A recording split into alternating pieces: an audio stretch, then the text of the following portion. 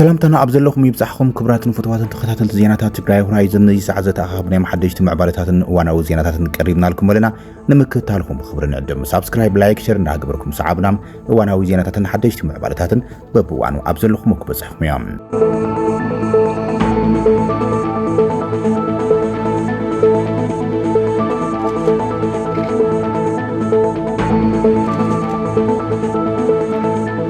أبزوبا دوب تقرأي كتما علامات أستفترة كبير وطريم نزحلف معلتات أبزوبا دوب تقرأي أبلع البيت صحفته وحات نتي من محدار زوبا بحيل المقوز أرز حاوز مدب المقام سفحت يزباو تقاومتاتنا تخيل مكانيام اتهم تقاومتات أب كلهم ورداتات زوبا دوب تقرأي زغنيو كينهم لوم سنبد ما أب قربا كاب تسفح فحت حيلتات حرا أب زوز أكبابيتات رايا علامتان كتما علامات أن تخيلهم وعلم اللهم يخون بر اتي أب كبابيتات قطر كتما علامات أستخيد سلماو سلفي تقامو أنصار من قسقاس مفراس من محدار زوبا دوب تقرأي كي كايد بعطقات تحجز كلكلاتات كم زنبرم فلفلات حبريتا أرجاجيس أملام. اتي بجنرال يوحنس ولا جورجس جون مديد زز جنبار زز سراويت عبستفلا لي كبابيتات مؤتون موصن منجرتات علاماتام كي لا تخيلهم طبق قدراتات من قسقاس كم زفتنيو كم زجبر يتحبير زلام. وانا محدار زوبا دوب تقرأي أتو هفتو كيروس أبتم سلفتات تقامو ترخيبهم ملأختن محلافكات متشاتشون تنبرم بسنكتهم قدراتات جعزو اتم عطقات حيلتات جن كم زي ترخبيهم اتم فلفلات حبريتا حبيرهم زلام. يخون بر اتي بورر تحيلتات كبت قفعتات زبصحن سراوي تقرأي عبز كايدوم زنبره مخاتون بوتهدراوي لوجستكساون لعل قدا زتصاوته حزب رايام اتي كاب بوغن بيت صحفته وحاتست حاز مدب بحيل من محدار زوبا مقيار زبل نمقام زحاز مدب اعويتوه وعيللام بزيرما عبز تفلالي كبابيتات قطر علامات كتم علاماتان سلماو سلفتات تخايدوم وعلملام كابت مالك ادم جميرو ابلعلي امرار حكتم علاماتام بتوم نبيت صحفته وحاز وغن يوم بزبلوم عطقات موقعات ما أسرتن كم زقات أماميهم الناقلس وزركبهم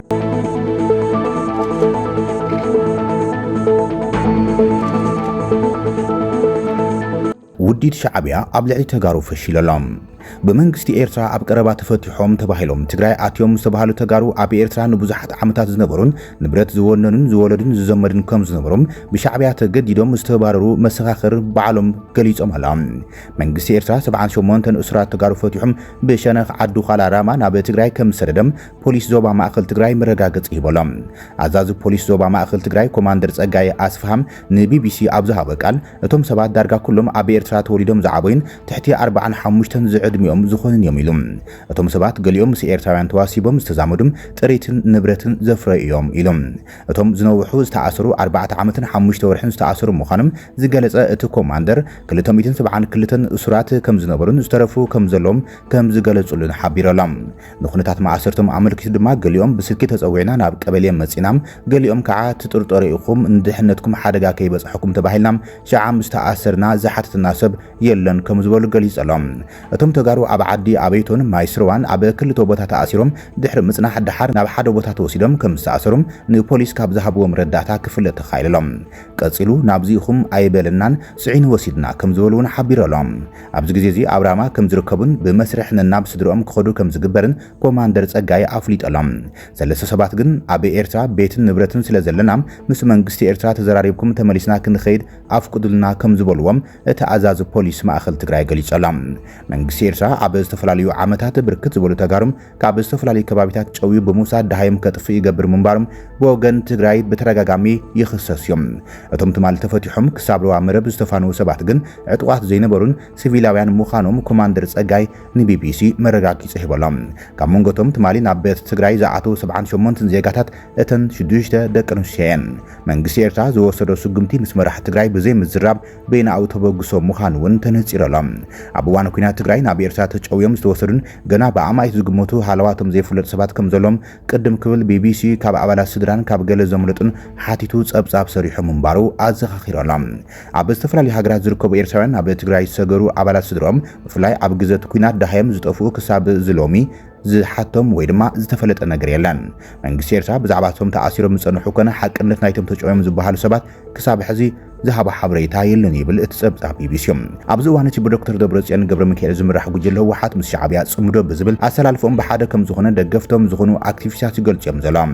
ዛጊድ ድማ ፕሮፓጋንዲስት ሻዕብያ ዝኾነ ኣወል ስዒድ መንግስቲ ኤርትራ ንህዝቢ ትግራይ ወደባት ኤርትራ ንመእተው ረድኤት ክውዕላም ፈቂደሎ ዝብል ንብዙሓት ተጋሩም ዘቆጥዕ ብስራት ዝበሎ ዜና ኣስሚዕዮም እቲ ጽምዶ መራሕቲ ብቦርድ መርጻ ኢትዮጵያ ቅድሚ መዓልታት ዝተሰረዘ ህወሓት ዝኾነ ዶክተር ደብረጽዮን ቲዲኤፍን ዓሲምባ ዝበሃል ፓርቲን ተሓዊሶምሎ ክብልም ኣወል ስዒድ ኣብቲ ዝሓለፈ ሰሙን ገሊጹ ነይሮም ብወገን ቤት ጽሕፈት ህወሓት ብግልጺ ንቃል ኣወል ስዒድ ኣይተቃወምዎን እኳ ደኣስ ዶክተር ደብረጽዮን ምስ ጋዜጣዊን ቅድሚ ሰሙን ኣብ ዝሃቦ ቃለ መሕትት ምስ ኩሎም ግርባብትና ሰላም ኢና ንደሊ ንሰላም ድማ ክንሰርሕ ኢና ክብል ኣስሚሩልዮም እቲ ትማሊ ሻዕብያ ዘንባሮም ተጋሩ ድማ ብወገንቶም ንጉጅለ ዶክተር ደብረጽዮን ደጊፎም ጽሕፉ ወገናት ውጽኢት ትጽምዶ ምዃኑን ናይም ከዓደስ ወለናን መልእኽታት ተለዋዊጦም ተዓዚብና ኢና ብማሕበራዊ ሚድያ ወገን ህግደፉን ዘለው ጸሓፍቲ ተማሳሊ ፕሮፓጋንዳ እዮም ዘርጊሖም እንተኾነ ግና እቲ ሻዕብያ ኮነሉ ተሊሙም ኣብ ኤርትራ ንብዙሓት ዓመታት ዝነበሩ ብዓሰርታት ዝቑጸሩ ተጋሩ ገፊፉን ዘጥረይዎ ንብረት ኣሕዲጉን ኣባሪርዎም እንዳሃሎም ብዝተፈላለዩ ምኽንያታት ኣብ ኤርትራ ተታሒዞም ዝነበሩ ተጋሩ ናብ ዓደም ተፋኒም ኣለው ኢሎም ብጽቡቕ ዜና ክንገረሉ ዝገብሮ ውዲት ሳላቶም ምስክርነት ፖሊስ ፈሺለሎም እቲ ናይ ፕሮፓጋንዳ ውዲት ከም ዝፈሸለ እቶም ካብ ኤርትራ ዝተባረሩ ንብረቶምን ስድሮምን ገዲፎም ትግራይ ዝኣተው ወገናት ብመሰረት ንፖሊስ ትግራይ ዝሃብዎ ቃል መረጋገጽ ኣካፊሎም ኣሎም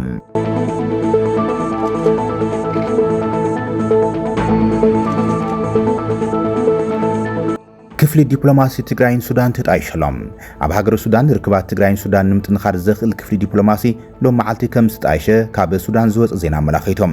ብማሕበር ተጋሩ ሱዳን ዝተጣይሸ ክፍሊ ዲፕሎማሲ ርክብ ክልቲኡ ህዝብታት ኣብ ምጥንኻር ናይ ምርሕነት ግደ ክጻወት ሓላፍነት ተሓንጊጦሎ ተባሂሎም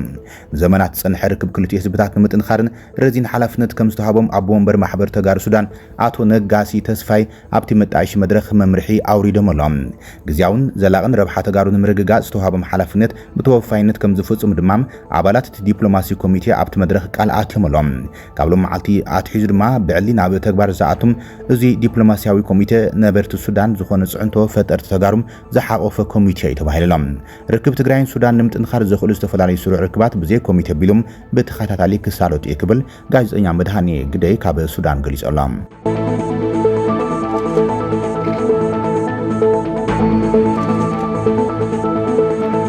ጸገማት ማሕበር ሕክምና ኢትዮጵያ ቅድሚ ምብራኹ ህጹጽ ሃገራዊ ዘተ ከም ዘድሊ ተገሊጾሎም ማሕበር ሰብሞያ ሕክምና ኢትዮጵያ ነቲ ጉዳይ ናብ ዝምልከቶም ኣካላት ንምብጻሕ ህጹጽ መፍትሒ ንምርካብን ኣብ መንጎ ሞያውያንን ማሕበራትን ስፔሻሊስት ማሕበራትን ምስ ሚኒስትሪ ጥዕና ቀጻሊ ዘተን ምምሽሻው ብሓካይም ሰብሞያ ጥዕናን ኣብ እቲ ሃገር ዝለዓሉ ሕቶታት ምምሽሻው ዘየሕለ ጻዕርታት ክገብር ጸኒሑ ምዃኑ ገሊጾሎም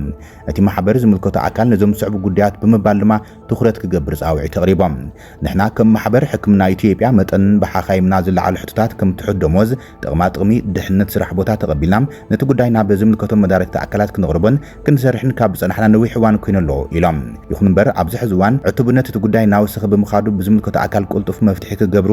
በዘጋጣምዚ ንጽውዕ ኢሎም ህልዎ ኩነታት ማለት እውን ምዝንባዕ ኣገልግሎት ጥዕናን ብዝኾነ ደረጃ መስርሕ ትምህርትን መምሃርን ንማሕበረሰብ ሰብሞያ ጥዕና ከምኡውን ንስርዓተ ጥዕና ብዓብዪ ክጎድእ ስለ ዝኽእል እዚ ጉዳይ እዚ ቅድሚ ምብራኹ ሚኒስትሪ ጥዕና ምዝምልከቶም መዳርክቲ ኣካላትን ምስ ክኢላታት ብምዃን ብኩሉ ብርኪ ህጹጽ ሃገራዊ ተከካይዱን ጸገማት ብዘተ ክፈትሑን እቲ ማሕበር ጸዊዕሎም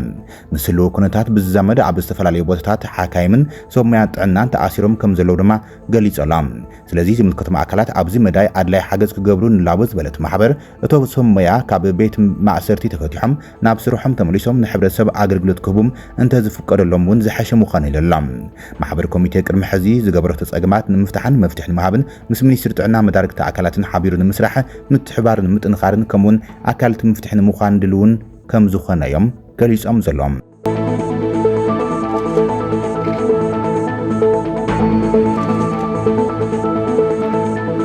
ፕሬዚደንት ሶማሊያ ሐሰን ሼክ መሐመድ ካብ ስልጣን ክወርድ ተጸዊዕሎም 103 ኣባላት ፓርላማ ሶማሊ ፕሬዚደንት መሐመድ ካብ ስልጣን ክወርድ ጠሊቦም ኣሎም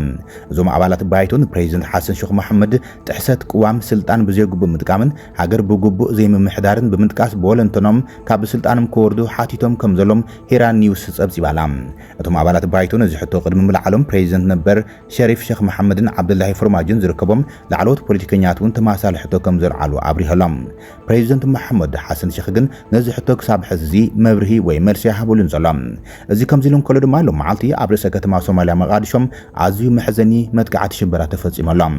ኣብ ርእሰ ከተማ መቃዲሾ መጥቃዕቲ ኣጥፊኻ ምጥፋእ ተፈጺሞም ብውሕዱ 15 ሰባት ሽዑ ከም ዝሞቱ ተገሊጾሎም ኣብ ርእሰ ከተማ መቃዲሾ ኣብ ዝርከብ ሓደ ማዓስከር ሰራዊት ሶማልያ ብባጃጅ ተፈጸመ ነብሰ ጥፋታዊ መጥቃዕቲ ብዙሓት ሰባት ቆሲሎም ኣሎም ኣብቲ ዳማናዩ ዝተባሃለ ወተሃደራዊ ኣካዳሚ ዝተፈጸመ መጥቃዕቲ ኣጥፊኻ ምጥፋም ጉጅለ ኣሸባሪ አልሸባብ ዝፈጸመ ምዃኑ እዮም ማዕኸናት ዜና ሶማልያ ዝጽብጽባ ዘሎም